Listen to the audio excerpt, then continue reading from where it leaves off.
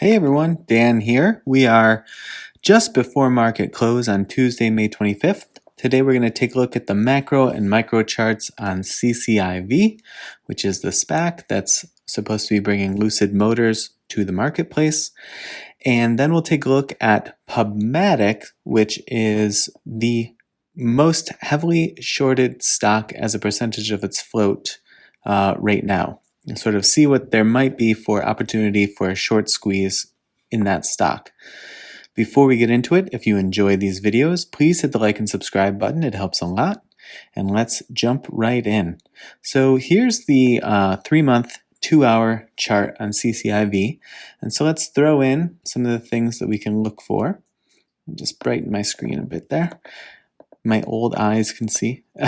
So I would look for, really strong downside support level here at 1717.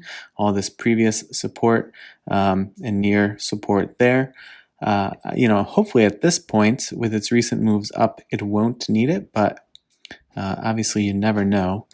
This has been more of a longer term beating than I think a lot of people expected, so we won't take anything for granted. 1877, I'd look as sort of like a cautionary zone, like I would expect it to hold that, and if it can't, that might be sort of putting the price action in additional peril. The most near-term support level that I'd be looking at is that one right there, which is 1977, and right now the price at 2004, so it gives it a little bit of a cushion there. On the upside, I'd be looking for a really strong potential price target right about here. 2143 might be a good next stop if we do continue our bullish sentiment.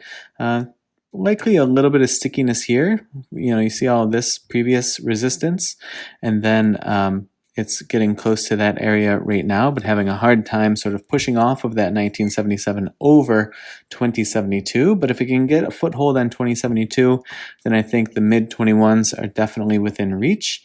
If we want to look beyond that for longer-term price targets, the high 22s could be a place to consider sort of trimming or taking some profit off the table.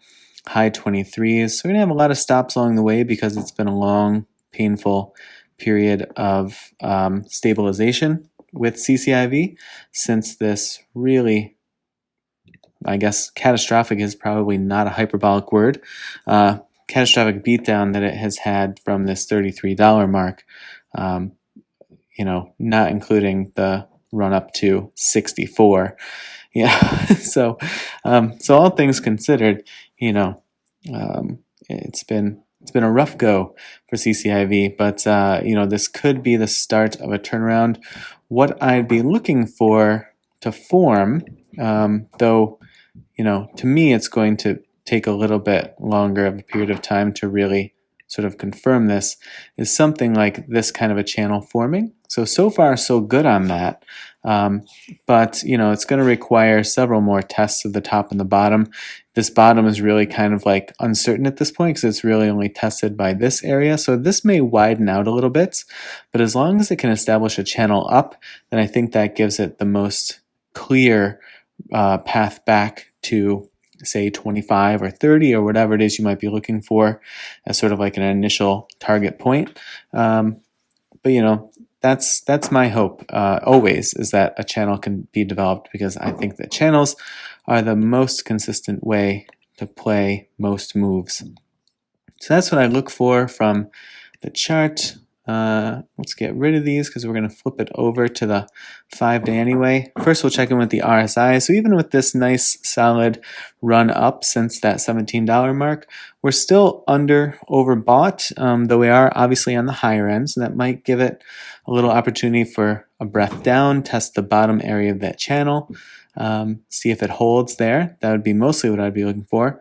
On the MACD, just a bunch of sort of like consolidation flattening out here. So while this sort of like bearish momentum is staying away, you're seeing it sort of like getting itself an ability to push itself upward. So that's good. If you look at the volume indicators here, obviously the largest areas from recent days after this first push up and then this beat down, and now this channel that I'm hoping is starting to sort of come into place. All of the highest volume here is green bullish volume. So I'm hoping that that continues. That should allow for significant pushes in the MACD, because there's a ton of upside here in terms of, like where we found ourselves here, well above 1, and here well above 1 as well on the MACD line. So basically just hanging out at the baseline for the time being, waiting to pick a direction. So we will see which way that breaks. If we flip it over and to take a look at the shorter term chart, this is the 5-minute, 5-day chart. If you're sort of looking to make moves a little bit more intraday or for short-term swing trades, if you hear that pinging in the background, I have no idea what it is. I assume it's a child banging something on the floor above me. We probably can't get anything of... Well, maybe this is like semi-realistic. I mean, this is an enormous channel for one, so that may not be the most helpful. But if we widen this out just a little bit, I mean, it does definitely grab, more than 90%, definitely more than 95% of the price action. It's just, it's kind of weird how it's kind of consistently testing the top and then big drop off, consistently testing the bottom, and then I'd rather see something that's a little bit more like this, but we'll see if this channel holds. It's something to play off of, at least in the shorter term. Again, if you are doing intraday or just sort of like 1 or 2 day swing trade stuff, this could give you opportunities to buy the dip toward the bottom of the channel, take profit toward the top of the channel. But in addition to that, I'd look for a really strong price zone here at this 1971 in the short term. You see all of this resistance here, support here, previous support here, previous support here. So that should be a very, very strong zone. On a little bit closer to our current price action, just below the $20 mark, should also offer some supports. I think it would be a good symbolic sort of victory if it continues to hold over 20. So on that side of things, 2028 will be a next sort of area of resistance, as you see here. So if it can get support there, then I'd look for it to make a run up and try to overcome this topping out at 2059. If it can get support there, then it's really sort of like off to the races up this channel, which should be holding at that point. Let's pop those off. Let's take a look at our indicators. The RSI is right about mid-range, 52 right now, so nothing sort of preventing more bullish strength or buying power from coming into play there. And then on the MACD, you see a pretty wild day, actually, this insane run-up and then sort of like a drop that stabilized and then another attempted push and then another big drop. So sort of like a battle for the histogram here. This is going to be a big bullish histogram that's going to be hard to overcome. This tiny one, was sort of trying to make a run at it in terms of like getting the MACD line up above that 0.15 or so where it was previously, but just couldn't do it and hit enough selling pressure and dropped down. But it looks like the MACD is bouncing off the baseline right now, so we'll see if it can get a bullish cross here that could give the opportunity to push up. I'd love to see it push up somewhere above 0.15, 0.16. That would get us over the previous high and might sort of like exhaust some of this initial run room that it has as it's crossing over from the baseline. All right, well, that'll do it for the CCIV side of things. And let's flip it over to PUBmatic. So PUBmatic, I'm just going to sort of set the stage here. PUBmatic is currently one of the most shorted, or it's the most shorted stock in terms of the percentage of its float that's currently being shorted. I'll show you that in a second.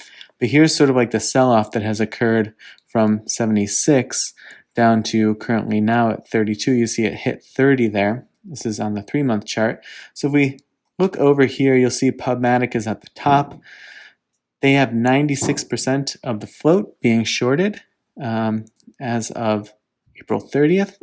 The change year to date, PubMatic did come to the market pretty recently, but it has come up 16% still from that initial offering. So still on the positive side, and what I'll be looking for on the chart side, we can talk about particulars when we get there, but obviously will be a stabilization of the price, and then that price to once again be systematically turning green day over day over day, and that will help put pressure on this huge number of shorts that are currently in the marketplace for PUBM. Okay, here's the big issue. PubM's fee for short sellers to borrow these shares that they're then short selling is, if we come down here, is just at 14.5% right now. Okay, and the availability is very, very low. There's very few shares available to borrow, and the fee, while I typically say single digits is very low, comparatively speaking, if you're really going to go for a short squeeze, we're going to need to see a big jump up in the fee, getting us just over the course of like a day or two into something like the 40s or 50% fee, in my opinion. We have seen fees get into the several hundreds of percentage points, like well over 100 or well over 200, so on and so forth. I don't think that this, being that there's so much interest currently, I don't think that it would necessarily need that to sort of start to squeeze some folks out. And the question is always, okay, if you start to squeeze a few of those folks out, what's the impact that they have on the price at that time? How high do they drive it by closing out their short positions because the fee is getting too high?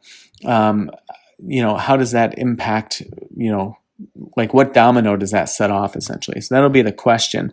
But this is the thing that I'm sitting on the sidelines for.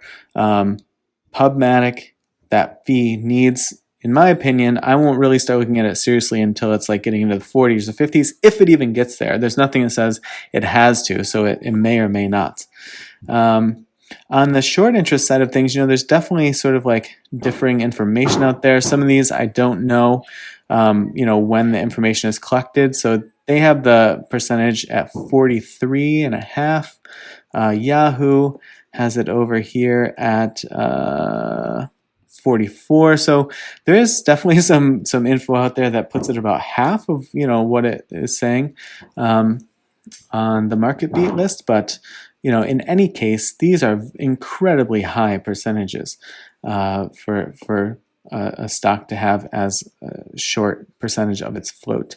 The big thing here on PubM that you'll see is, the dollar value has continued to increase. There's a pretty solid jump from the previous month to this month. And if we look here at the reporting dates, since it started to pick up in the short seller, sort of get on short sellers' radar, it's only had one decrease over 1, 2, 3, 4, 5, 6, 7 periods. There's been 6 periods of increase, and the smallest one being 4%, but most of them being in the 20s. So quite heavy, pickups in the short interest period over period, versus just very tiny withdrawals from any of those large positions. If you look at the daily side of things, we don't have all of this in yet. I could go do the math if I wanted to, but it doesn't matter that much. We have some historical data here to go off of, but the short volume ratio is holding quite steady, right around the 20 mark typically, low 20s or so probably on average. And so no one is really backing off of positions, but again, they don't have a big reason to, as long as that fee to borrow stays as low as it is. If that starts to pick up, I would expect a lot of these folks to really start questioning whether or not they want to have a lot of money tied up in a stock that is a high fee to short sell. Again, sorry for the banging. If you're hearing it in the background, I certainly am. On the charting side of things, we're going to need a couple of things. One, we're going to need this price to really settle in and give us several green days, day after day after day. Like, this isn't going to do it.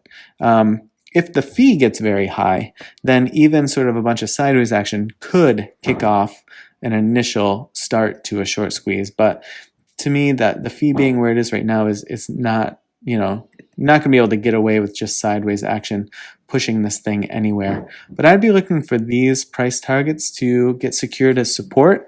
That to me would start to put some real pressure on the price action and the short sellers in general, as they, regardless of whether the fee is high or not, they're still losing money if the stock price is going up, and they're looking at the potential for having to pay the fee to borrow it, plus, buy back the share that they loaned out in order to return it. Buying that back at a higher price is an immediate loss. So these are the ones, the big targets that I look for. If you did, want to have some price targets in mind. Again, this isn't a position that I'm going to take at this point, mostly for the reasons around the fee, but also for the reasons around the volume. To me, the volume is just too low. 73,000. I mean, you see, like, this is the 2-hour chart, so this doesn't take into account an entire day. If I scroll this area over here, you can't even see it because of the section that I'm recording, but 366,000 was the volume today. So these are just it's a very low volume stock for the time being. The average volume over the last 3 months, still well under 1 million. So I don't love that. There's going to need to be some attention put on PUBM that causes it to have an increase in volume, and especially buying volume.